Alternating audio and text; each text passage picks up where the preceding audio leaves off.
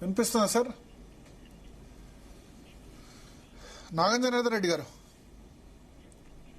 Sir వినిపిస్తుందా? ఒకసారి PCM yeah. So ఇప్పుడు సీఎం రేవంత్ రెడ్డి విన్నారు కదా, భద్రాచలం కొట్టుకుపోతుంది ఇప్పుడు గనక కన్నెపల్లి దగ్గర పంప్ హౌస్ ఆన్ చేస్తే అని అంటున్నారు.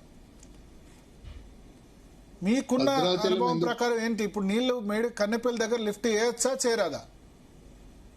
చేయొచ్చు. చేయకపోతే ఏం పరిణామాలు ఉంటాయో, ఎంత విస్తృతంగా ఉంటుందో అది కూడా అర్థం చేసుకోవాలి. ప్రభుత్వానికి ప్లానింగ్ లేక ఇప్పుడు ఈ రోజు ఏం చేసినారు ఈ 2.5 years లో? సరే, ఇప్పుడు ఈ మేడిగడ్డ అన్నారం సుందిలది మీకు ఇప్పుడు ఆల్రెడీ 70 kilometers కెనాల్ తవ్విండు. ఇంకొక పైపులు కూడా తీసుకొచ్చి ఆడ పెట్టిండు 30 అంటే కిలోమీటర్లకు అంటే పంప్ చేసినందుకు కూడా ఆడ అవకాశం ఉండింది కదా. మీరు 2.5 ఏళ్లలో ప్లానింగ్ అట్టర్ ఫెయిలియర్ అయినారు. ఇలా ఇప్పుడు ఒకటే అడుగుతున్నాం, నేను ఆ రోజే చెప్పినాను, ఇప్పుడైనా ఖచ్చితంగా వర్షాభావ దినాల లోపల ఏదైతే మేడిగడ్డ అన్నారం సుందిలదో ఈ లిఫ్ట్ చాలా ఉపయోగకరంగా ఉంటుంది అని చెప్పి ఆ రోజే నేను చెప్పినాను. అది కడుతున్నప్పుడు ఇప్పుడు ఇది కంప్లీట్ చేస్తా, తమిళనాటి నుండి తీసుకొచ్చేది కంప్లీట్ కాకుండా. ఏంటంటే ఇప్పుడు ఇప్పుడు ఇది సమయం కాదండి రాజకీయాల్లో ఓరి మీద ఓరు విమర్శలు చేసుకుంటాం. ఈ 2.5 ఏళ్ళు ఇప్పుడు మీరు కమిటీ వేసిండ్రు, అది వేసిండ్రు, ఇది వేసిండ్రు, అది దాన్ని మీరు రిపేర్ చేసేందుకు ఎందుకు మీరు ప్రయత్నం చేయలేదో చెప్పండి, ప్రజలకు చెప్పండి, తెలంగాణ రైతాంగానికి చెప్పండి. ఇలా అది ఎప్పటికి వస్తాయి నీళ్లు, ఎప్పుడు నడిచిపోతుంది అనుకుంటే అది సరైనది కాదు కదా. ఇప్పుడు మనం అనావృష్టి బారిన పడుతుంది. ఈరోజు తాగునీటికి కూడా ఇబ్బంది అయ్యే పరిస్థితి వస్తుంది ఇట్లే ఉంటే. ఇలా హైదరాబాద్ ఇవాళ ఇంత డెవలప్ అవుతుంది, ఇంత మందిని అట్రాక్ట్ చేస్తుంది అంటే ఈ వాటర్ స్కేర్సిటీ లేనిది, ఈరోజు వాటర్ సప్లై ఉన్నందుకే మనం చాలా ప్రాబ్లమ్స్ లో పడతాం. వీళ్ళు ఎందుకు ఆలోచించడం లేదు? ఇప్పుడు ఇప్పుడు ఏం చేయదలుచుకున్నారు వాళ్ళు? ఈ 2.5 ఏళ్ళు ఎందుకు ఆలస్యమైంది? ఒకవేళ మీరు పోయింది 2 years అయింది కదా, నీళ్లు డ్యామ్ కొద్దిగా డ్యామేజ్ జరిగింది ఒక 2 పిల్లర్ల దగ్గర. దాన్ని ఎందుకు మీరు రిపేర్ చేయలేదు? అది అంటే అట్లా వదిలిపెడదామా దాన్ని? అది తప్పు కదా. ఇప్పుడు అందుకోసం నేను ఒకటి అంటే రేవంత్ రెడ్డి గారిని కానీ ఉత్తమ్ కుమార్ రెడ్డి గారితో నేను ఒకటి కోరుతున్నాను, వాళ్ళను నేను విమర్శించదలుచుకోలేదు. ఇప్పుడు ఒకనాడు మీరు అందరు కేబినెట్ లో ఒక్క రోజైనా చర్చించి దీని మీద ఏమైనా నిర్ణయం తీసుకునేటందుకు ఎందుకు మీకు మనసు? మొన్న కేబినెట్ లో చర్చించినట్టున్నారు, మొన్న కేబినెట్ July 3rd రోజు చర్చించినట్టున్నారేమో. ఆ పరిస్థితులు ఇప్పుడు కాదండి. అది ఇప్పుడు సార్ నా ఉద్దేశం, ఇప్పుడు రేవంత్ రెడ్డి ఒకటి అంటున్నారు, భద్రాచలం మునిగిపోతుంది లిఫ్ట్ చేస్తే, అన్నారం సుందిల్ల ప్రాజెక్టులు కొట్టుకుపోతాయి, NDSA రిపోర్ట్ లో చెప్పింది అంటారు. మీరు దాంతో యాక్సెప్ట్ మీరు దాంతో అంగీకరించట్లేదా? ఇప్పుడే హరీశ్వరరావు ఒకటి చెప్పినాడు. ఇప్పుడు వీళ్ళు మొత్తం పోయి రిజర్వాయర్ల నిండా నింపుకుంటా పోవాల్సిన అవసరం లేదు కదా. ఇప్పుడు కొంత ఎట్లా వస్తుంటే అట్లా దాన్ని ఎల్లంపల్లికి పంపించవచ్చు కదా. నీళ్లను స్టోర్ ఎక్కువ చేసుకోవాల్సిన అవసరం లేదు కదా. దానికి టెక్నాలజీ ఏమైనా అడ్డం వస్తుందా దానికి?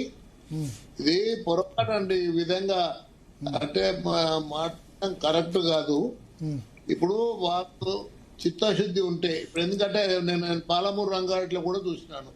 ఇవాళ నిన్న ఒక పంపు మళ్ళీ ఫస్ట్ లిఫ్ట్ లో కూడా ట్రయల్ రన్ చేసిండ్రు. నేను ఒకటే అడుగుతున్నాను, ఇప్పుడు ఒక్కటే సమయంలో అవి మొత్తం ఉన్న ఒక రిజర్వాయర్ నారాపూర్ దగ్గర నిండుతుంది. 3.5 kilometers ఇంత ముందు తవ్వకుండా ఇచ్చిపెట్టింది ఉంటే ఈ 2.5 సంవత్సరాల ఇవాళ ఉత్తమ్ కుమార్ రెడ్డి గారు చెప్పాలి. ఆయన మంత్రిగా చక్కర్లు కొట్టిండు, హెలికాప్టర్లు కొట్టిండు. మళ్ళీ ఇప్పుడు అవి అంటే 2.5 సంవత్సరాలు అంటే ఇప్పుడు NDSA రిపోర్ట్ వచ్చింది, PC ఘోష్ కమిషన్ ఇవన్నీ రిపోర్టు, ఇవన్నీ క్లారిటీ వచ్చింది ఒక 4-5 నెలల క్రితమే. 4-5 నెలల్లో మేడిగడ్డలో బ్లాక్ రిపేర్ సాధ్యమా? అన్నారం సుందిల్ల ఈ 3 ప్రాజెక్టుల రిపేర్ సాధ్యమా? భరత్ గారు వాళ్ళ రిపోర్ట్లు తర్వాత మీకు ఈ కమిటీ రిపోర్టు ఈ జడ్జిలది అది అది దీనికి సంబంధం కాదండి. మొట్టమొదట నిపుణులతో చర్చించి దాన్ని ఏ విధంగా ఆ రెండింటిని రిపేర్ చేయాలి దాని మీదనే పెట్టుకుంటే సరిపోయేది. ఎందుకు ఆ రిపోర్ట్ ఈ రిపోర్ట్ అనకుండా మీకు ఆ చిత్తశుద్ధి ఉంటే అది ఎప్పుడు పూర్తయ్యేది.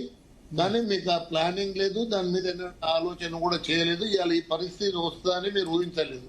ఇవాళ ఈ పరిస్థితి మొత్తం రాష్ట్రంలో ఇవాళ చాలా ఇబ్బందికరంగా మారే పరిస్థితి ఉందండి. ఇవాళ రైతులు చాలా కొత్త పెట్టుకుంటున్నారు, చాలా ఇబ్బందుల్లో ఫెయిల్ అవుతున్నారు. అన్ని విధాల రైతులు అధైర్యం పడుతున్నారు. అందుకోసం కొద్దిగా మీరు దీన్ని ఇప్పుడు మీరు వచ్చిన నీరు వచ్చినట్టు మీది కొట్టండి. మేడిగడ్డ అన్నారం సుందిల్ ఆడ స్టోరేజ్ లేకపోతే కొట్టుకపోయే సమస్యకి వస్తుంది. భద్రాద్రి దేవుడని అడ్డం పెడతాడు. ఇది ఎవరో చెప్పిన మాటలు పట్టుకోవద్దు. ఇది ప్రాక్టికల్ ఏం చేస్తే బాగుంటుందో ఆలోచించమని చెప్పి ప్రభుత్వాన్ని కోరుతున్నా. నేనేం వాళ్ళని విమర్శించదలుచుకోలేదు. కానీ ఇక్కడ ఒకరికొకరికి అసలు దాంట్లో క్యాబినెట్ లో అవగాహన రాహిత్యం కూడా కొట్టొచ్చినట్టు అనిపిస్తుందండి. అందుకోసం ఇప్పుడు మీరు ఏమైనా చేయండి. ఇప్పుడు మీరు వెంటనే మీరు పంపింగ్ స్టార్ట్ చేయండి. ఈవెన్ మీకు కావాలంటే లేసి కొద్దిగా వాటర్ ఆడ ఆగేటట్టు చేసుకొని మిగిలిన కొట్టుకుంటా వెళ్ళిపోవచ్చు కదా మీదికి. వచ్చిన నీరు వచ్చినట్టు దాంతో ఎల్లంపల్లి పడుతుంటే పోతుంటే మిడ్ మానేరు పోతాయి, లోవర్ మానేరు పోతాయి, అప్పర్ మీదికి వెళ్ళిపోతాయి. మల్లన్న సాగరు ఇప్పుడు ఏం దగ్గర వస్తాయి, సింగూరు దగ్గర వస్తున్నాయి. ఇప్పుడు మీరు ఇలా సో ఇప్పుడు ఎక్కడ నీటిని అక్కడ లిఫ్ట్ చేసుకుంటూ పోతే ఇబ్బంది ఏమి ఉండదు, ఇబ్బంది ఉండదు. అన్నారం సుందిల్లా ప్రాజెక్టులు అవి కూడా గ్రౌటింగ్ తర్వాత ఇంకేదో అంటారు, సీపేజ్, ఇటువంటి ఇష్యూస్ ఉన్నాయంటారు. నేను చెప్తుంది కదండి, కొద్దిగా మీరు ఇసుక సంచులేసి కొద్దిగా ఎంత ఎక్కువ నీటిని మీరు నిల్వ ఉంచాల్సిన అవసరం లేదు. 5-6 టీఎంసీలు అవి మీరు హాఫ్ టీఎంసీ మీకు వచ్చినానే వస్తుంటే మీదికెళ్ళి వస్తుంటే కిందకెళ్ళి అంటే వాళ్ళు మీదికెళ్ళి కొట్టుకుంటా పోవాల్సిందే నీళ్ళు. అది ఈజీ కదా. వి ప్రకాష్ గారు ప్రభుత్వం నాగం గారు లైన్ లో ఉండండి. వి ప్రకాష్ గారు జాయిన్ అయ్యారు, అడ్వకేట్ శరత్ గారు జాయిన్ అయ్యారు, మాజీ ఇరిగేషన్ మంత్రి మండవ వెంకటేశ్వరరావు గారు.